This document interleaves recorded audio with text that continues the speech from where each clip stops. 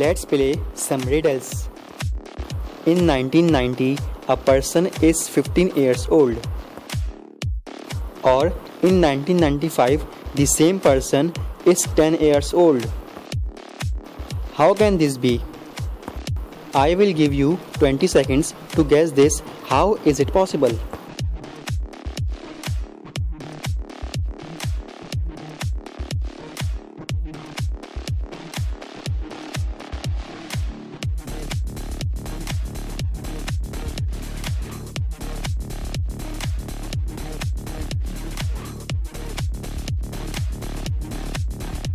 If you are not getting this, watch how can this be.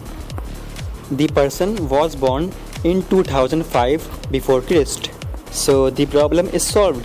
In 1990, the person was 15 years old. Or in 1995, the same person was 10 years old. Stay connected to us and keep subscribe this channel. See you soon in next video. Till then, bye.